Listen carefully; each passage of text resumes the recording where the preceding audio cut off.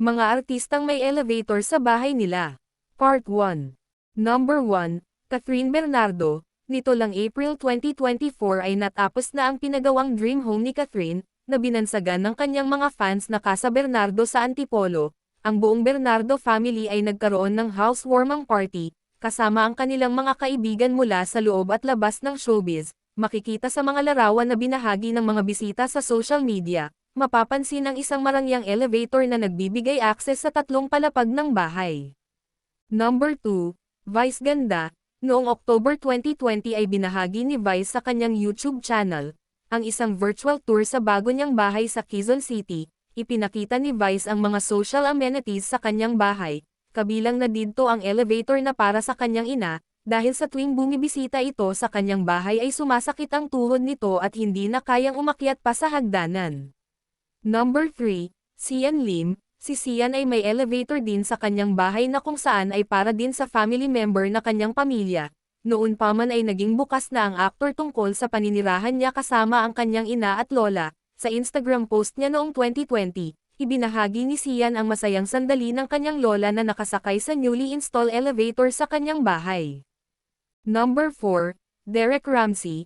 Noong September 2020 nag-virtual tour si Derek Ramsey sa kanyang bagong tahanan sa isang marangyang subdivision sa Muntinlupa City. Sa kanyang vlog ay ibinahagi niya ang 3 Torres art-filled home na may elevator sa loob.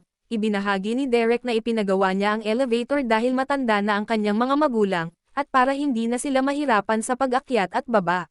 Mga artistang may elevator sa bahay nila, Part 2.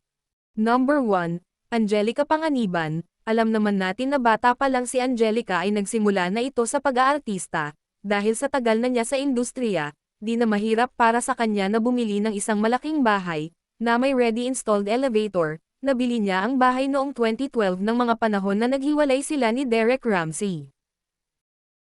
Number 2, Joel Cruz. Isa si Joel Cruz sa tinaguriang Lord of Scents dito sa Pilipinas, dahil sa pagmamay-ari nito ang isang sikat na brand na pabango na aficionado perfume. Dahil sa laki ng kanyang kita sa paggawa ng pabango, nagkaroon siya ng 8 anak, sa pamamagitan ng in vitro fertilization. Marami ding mansion si Joel Cruz sa iba't ibang lugar, isa na dito ang pinaka-nakakamanghang mansion niya na nasa Sampaloc, Manila. Sa loob nito ay may 12 kwarto, swimming pool, playground, at elevator na ipinagawa niya para sa kanyang ina. Number 3, Sharon Cuneta, ay isang batikang actress at hindi matatawaran ang galing at husay sa pag-arti at pagkanta. Sa mahigit 40 years sa showbiz ni Sharon, marami na rin siyang mga ari-arian na banili at napundar sa loob at labas ng bansa. Isa na dito ang bahay niya sa Mandaluyong na isang traditional 2 Torres house. Pinagawa niya din ang elevator na ito para sa kanyang ina nang nabubuhay pa ito.